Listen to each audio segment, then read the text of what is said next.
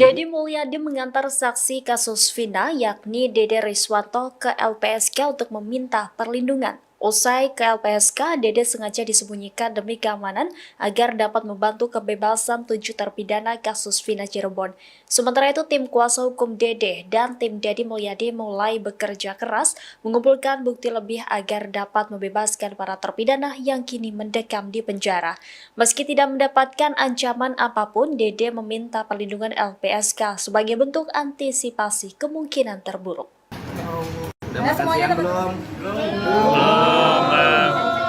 Belum makan siang? Belum. Siang. Boleh, boleh makan siang di mana sekarang? Mau makan siang di mana? Dekat situ aja ya. Udah makanan dulu ya. Indah ya. Yuk makan yuk. Jadi diwawancara. Kita dulu kita ya. Siap? Belum. Pak Jutek mau ajak makan tuh.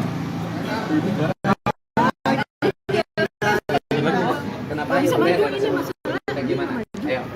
Agenda hari ini. Ya, pagi ini tadi saya ikut mengantar ya, karena kalau yang mendampingi kan lawyer.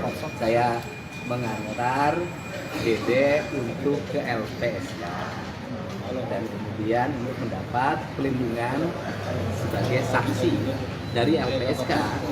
Dan sekarang mohon maaf, Dedenya harus dipingit karena dia adalah saksi utama yang bisa memberikan keterangan yang bisa menyelamatkan 7 terpidana yang hari ini mendekam di penjara dengan vonis seumur hidup. Kemudian hari ini tim kuasa hukum juga kan sudah ada gelar di dalam. Hari ini akan bertemu dengan saya memastikan, dan prinsipnya adalah surat pernyataan dari pencabutan keterangan yang terdahulu dan pernyataan bahwa seluruh kesaksiannya itu dulu adalah palsu sudah disiapkan dan nanti akan diserahkan ke tim penyidik Bareskrim. Mau nanya apa lagi? Kang, agendanya ke LPSK itu ngapain Kang? Memang Dede dalam beberapa hari belakang ada ancaman. Gini, sampai hari ini tidak ada ancaman, tetapi kan bahwa dia saksi yang memiliki peran yang sangat penting dalam membuka tabir kasus saat ini, maka pencegahan dari berbagai kemungkinan kan harus dilakukan sejak ini, karena ini menyangkut keselamatan, bukan hanya keselamatan Dede, tetapi keselamatan 7 terpidana lainnya. Terus kemudian yang berikutnya, sebenarnya apa yang dinyatakan oleh Dede itu bisa menjadi kunci bagi Pak Rudiana. Pak Rudiana kan hari ini sebenarnya dari sisi aspek personality dia, baik sebagai pribadi maupun sebagai anggota Polri, dia bisa ketika sudah melihat keterangan Dede seperti ini, semestinya Pak Rudiana mencari AF hari ini. Kemudian ke AF bertanya, kamu bener nggak sih dulu? Jangan-jangan kamu dulu itu membohongi saya, sehingga seluruh proses ini bisa dibicarakan tidak saling menentang, tetapi saling berkomunikasi, kemudian saling berkumpul. Karena esensinya adalah Pak Rudiana dulu kan ingin melakukan investigasi, penyelidikan dan penyidikan untuk mencari siapa dari pelaku pembunuhan terhadap Eki dan Tina. Dan mungkin pada waktu itu Pak Rudiana mendapat keterangan dari AF, kan gitu loh. Sekarang ketika temannya AF mengatakan bahwa keterangan yang disampaikan AF dan Dede itu palsu, Pak Rudiana seharusnya hari ini bahagia. Kenapa Pak Rudiana harus bahagia?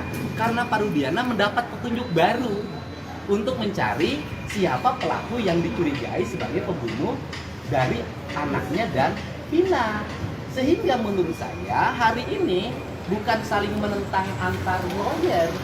Yang harus dilakukan adalah antar lawyer berkumpul untuk sama-sama mencari kebenaran yang sesungguhnya. Karena fungsi lawyer dalam pandangan saya saya itu bukan melakukan pembelaan terhadap yang salah, tetapi mencari kebenaran dari sebuah peristiwa. Jadi ini saran saya ya, sehingga tidak mesti lagi ada satu orang mensomasi yang lain mensomasi yang lain.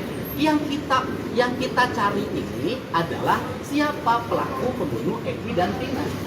Kalau yang kita cari adalah siapa pelaku pembunuh Eki dan Vina, dan ternyata hari ini keterangan dari Dede menyatakan kesaksiannya dulu palsu, maka kalau kesaksian Dede palsu, maka kesaksian Aep pun pasti diduga palsu. Karena kesaksian Dede dan Aep diduga palsu, apalagi Liga Akbar sudah mencabut, maka 3 saksi kunci dari peristiwa tersebut menurut saya sudah diragukan kebenaran kesaksiannya. Download Tribun X sekarang, menghadirkan lokal menjadi Indonesia.